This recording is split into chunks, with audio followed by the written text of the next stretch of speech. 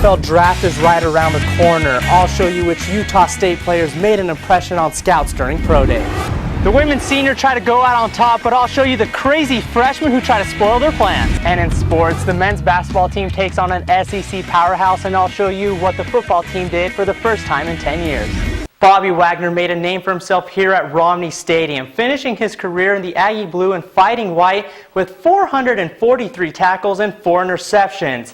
Now, he plays at CenturyLink Field, where he is one of the captains and vocal leaders of the fiercest defense in the NFL. In a couple hours, Utah State and Boise State will kick off for the first time since 2010, where the Broncos beat the Aggies 50-14. USU star quarterback Chucky Keeton is done for the season, which means the Craig Harrison era officially begins tonight. College athletes also argue, since their likeness is used in video games such as this one, that they should receive some kind of compensation, which has led the NCAA to end their agreement with EA Sports and thus killing the football video game franchise. With the 47th pick in the 2012 NFL Draft, the Seattle Seahawks select Bobby Wagner, linebacker, Utah State. Bobby Wagner exploded onto the NFL scene in his first 2 seasons in the league with 260 tackles, 5 interceptions, and even came in second place for Defensive Rookie of the Year in 2012. Wagner is the most famous Aggie since Merlin Olsen to make the jump to the NFL, but he hasn't let stardom distract him from where he came from. It feels great, to come back and see them still being successful, with Coach Wells and everything. It's good to see. Wrapped up by the preseason WAC Defensive Player of the Year, Bobby Wagner.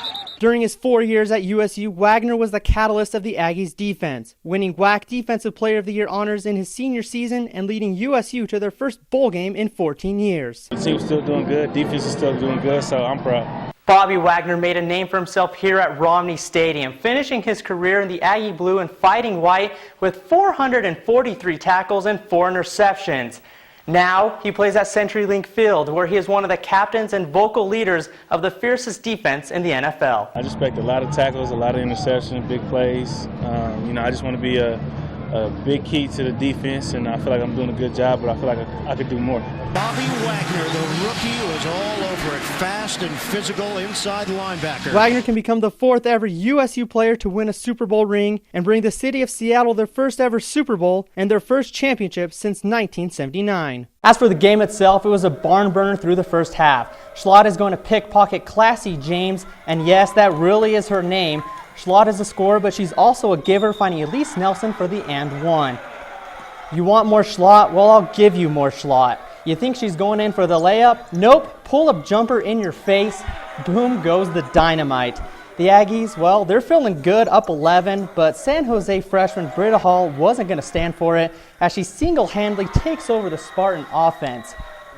Here, she's going to drive to the hoop for the deuce, and she can even hit the layup while getting fouled. If it's the 3 ball you like, well, she can do that too.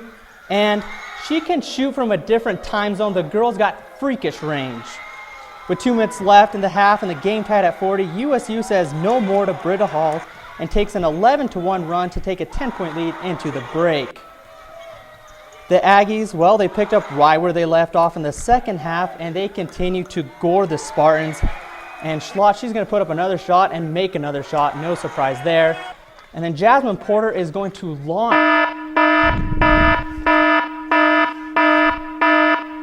Sorry about that. I don't think I'm allowed to show you the rest of the highlights. It became a very one-sided affair as USU was resilient on the offensive and defensive side of the ball. The Aggies stampeded to a 96-67 victory, and Schlott put up video game numbers with 34 points, 11 assists, 6 rebounds, and 3 steals just for the heck of it. And now I'm joined by Bradley Wells to talk a little bit more about Jennifer Schlott. Halfway through the number 1 singles match, Jacob Gewert called USU Dennis Baumgartner's shot out. Taking a closer look, you can see clearly that the ball lands in bounds.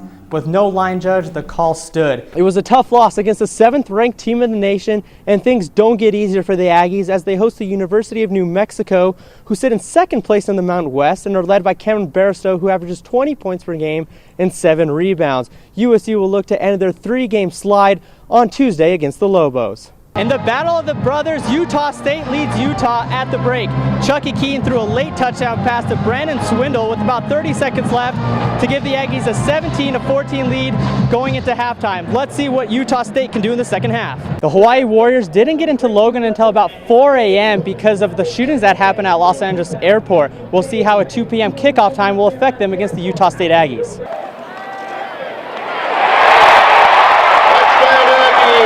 It seemed as though the late arrival hurt Hawaii as USU's Daryl Garrettson finds Bruce Natson for the touchdown on the Aggies' first drive. That was just the beginning for Garrettson as he would have a huge day throwing the ball, finishing with a freshman record 370 passing yards. We have a freshman who come in here and put on his big boy pants. Garrettson threw 2 more touchdowns, this one to Travis Reynolds. Touchdown, Aggies! And this one to roommate Wyatt Houston.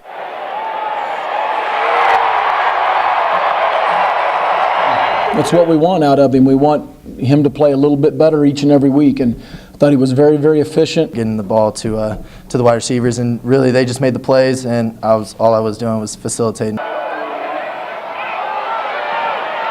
Garrettson wasn't the only one with a monster game. The defense racked up not 1, not 2,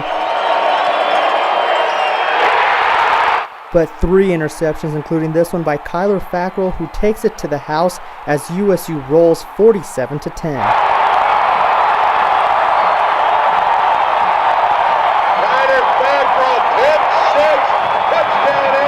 And anytime you can score a defensive touchdown, that's huge. And just happy for Kyler and the whole defense on that deal. With the win, Utah State improves to 5-4 on the season and are 1 game away from clinching their 3rd consecutive bowl game. From Romney Stadium, Jason Borba, ATV Sports. I actually brought in my bracket, and green is good, pink is not so good. And if yours looks anything like this, you probably pulled out your hair these last couple weeks just like I did. Thanks, Chucky Keaton, for joining us on ATV Sports. It's no problem. It's great to be here. Against BYU, you got hurt. Did you know it was going to be season-ending when it happened? What was going through your mind? I knew it was a different type of pain. Never experienced it before. And generally, I'd like to say I'm decent with pain, but this was definitely something different. I just knew it hurt, and that was about it. It was definitely something I'm not going to forget. How do you think the team has done stepping up in your absence, especially Daryl Garrettson? Daryl's definitely been producing. That's a lot of pride that I have in him and what he's been doing. And with this team, kind of treats him like as their kid as well, just because they know he's stepping into a big role, and he's a key piece to the offense, not just the offense, but the entire team. Will you be the Week 1 starter next season against Tennessee? It's so far down the road, though, I can't really even say that. I gotta worry about walking normally first, and then hopefully getting back to running. So, crawl before you walk, walk before you run. Student section's unreal. Gives us such a home court advantage, and brings a lot of energy to the spectrum. The crowd is awesome. I love hitting a shot or making a play, and the crowd. You hear the crowd scream, and you just know that the other team it hears that too, and they get a little bit scared and a little bit down on themselves. Because that's how I know I'd be if I was playing here. Playing on the road is hard.